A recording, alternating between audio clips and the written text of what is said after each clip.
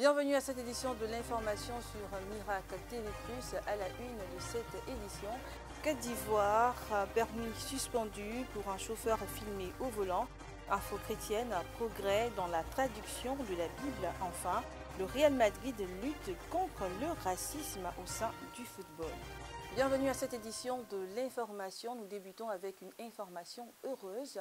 Ce vendredi 27 septembre 2024 est une journée importante pour tout l'ensemble de Miracle TV+. Nous célébrons l'anniversaire du fondateur de la télé qui transforme Miracle TV+, qui est aussi le président de l'église ambassade des miracles. J'ai nommé le bishop Ouattara Mohamed Idriss.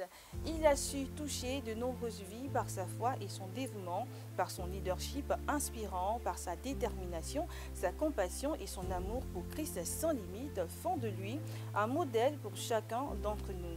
Les agences de Miracle TV+, avec à leur tête M. Abakar Ouattara, directeur général du Miracle TV+, vous souhaitent un joyeux anniversaire, Bishop Ouattara Mohamed Idriss. Nous vous remercions pour votre sagesse, votre patience et vos encouragements inébranlables, ainsi que vos prières pour nous. Que cette nouvelle année de plus remplisse votre vie de bénédiction, de joie et de réussite. Nous prions pour que votre Dieu, le Dieu de miracles, vous accorde santé, force, richesse et longévité et continue de vous guider dans votre mission divine. En Côte d'Ivoire, un chauffeur de car a vu son permis de conduire suspendu pour 12 mois après avoir été filmé en train d'utiliser son téléphone portable au volant. Rappelons qu'en Côte d'Ivoire, l'usage de tout moyen de communication est interdit en conduisant, sauf pour les forces de l'ordre et les agents de secours.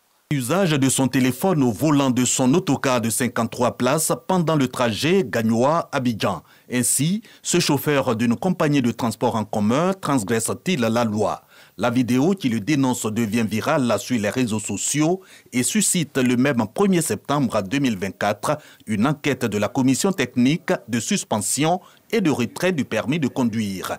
À la barre, le mis en cause reconnaît les faits. Tous ceux qui roulent camion, il laissent un appel pour dire de ne plus prendre le téléphone au volant. C'est un cas très grave. N'empêche, la sanction de la commission est sans appel, 12 mois de suspension du permis de conduire avec sursis. Cette sanction-là est couplée à une formation obligatoire au CACR. Formation au cours de laquelle on va vous donner des compétences sur la conduite préventive, le comportement coopératif, sécuritaire et responsable dans la conduite automobile. Vous faites votre formation, vous venez avec le document qui atteste que vous avez validé cette formation et le secrétariat de la commission va vous remettre votre permis de conduire. C'est pour dire aux Ivoiriens de faire attention. On peut être pris, pas seulement sur scène d'accident, mais on peut être pris par dénonciation. À l'endroit de nos agents qui sont sur le terrain, faisons en sorte que tous les accidents où il y a mort d'homme, que le permis arrive ici. Au total, 32 permis de conduire sanctionnés, dont 6 avec sursis et 1 avec retrait de 6 points. Une seule restitution sur les 40 dossiers examinés à cette 65e session de la commission technique de suspension et de retrait du permis de conduire. Ces chiffres en baisse toujours de l'avis de la commission illustrent l'amélioration de la sécurité routière grâce aux réformes du gouvernement. Reste le défi de 0 mort du fait des accidents de la circulation. Vigilance donc sur nos routes. En info chrétienne, un rapport récent souligne que la Bible a été traduite dans 3756 langues, offrant l'accès à une vaste majorité de la population mondiale. Pour la première fois, moins de 1000 langues nécessitent encore des traductions, mais les défis persistent.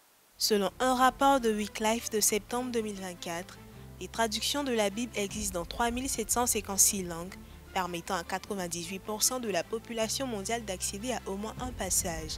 Pour la première fois, le nombre de langues nécessitant encore une traduction est tombé en dessous de 1000, touchant environ 29,3 millions de personnes. Toutefois, 985 langues n'ont pas encore de traduction complète.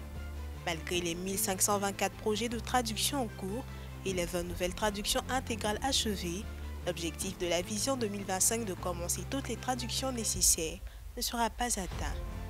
Les défis restants sont considérés encore comme les plus difficiles à relever. Aujourd'hui, nous avons interrogé des personnes sur la rentrée scolaire 2024-2025. Entre impatience et inquiétude, chacun a son avis sur le retour en classe. Alors, comment se passe la reprise des cours pour les élèves et étudiants? Les réponses dans cet élément de Miracle TV+. La reprise des cours se passe bien pour moi, vu que je suis un nouvel étudiant en L1 et droit.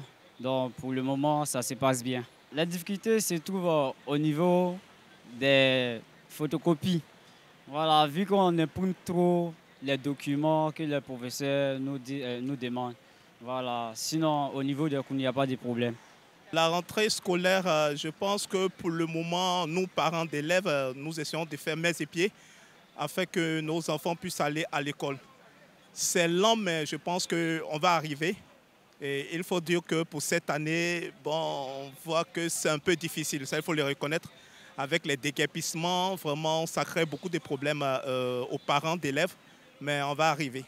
Je crois que la rentrée scolaire est un peu difficile, mais ça va. Et puis les scolarités sont chères, les listes de fournitures aussi sont très très chères. Et les moyens de transport aussi, bon, c'est cher, mais c'est un peu difficile. Moi, on sort. Scolaire, c'est pas aussi mal que ça, c'est bon, c'est bien. Mais vu que les transports sont devenus un peu chers, puis la liste des fournitures, c'est pas trop assez bon que ça. Nous, on est nombreux dans la famille, là. C'est pas trop aussi trop que ça. Les fournitures sont venues assez trop chères. Un mot de sport dans cette édition, un supporter a été condamné pour des actes de racisme envers Vinicius et Chikwenze. Ce jugement s'inscrit dans une prise de conscience croissante des comportements racistes dans le football espagnol, renforçant l'engagement du Real Madrid contre ces injustices. C'est dans cet élément.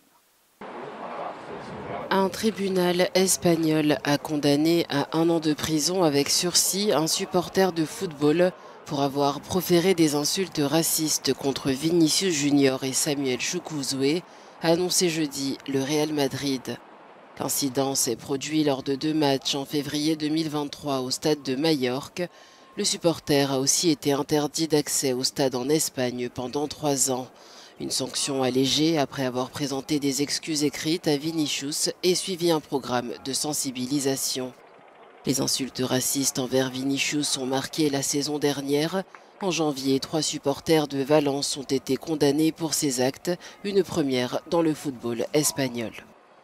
C'est avec cet infosport que se referme cette édition de l'information. J'ai pris un réel plaisir à vous la présenter. À la réalisation, Monsieur Beniako Georges. Je vous souhaite à toutes et à tous une bonne suite de programmes sur Miracle TV+, la télé qui transforme.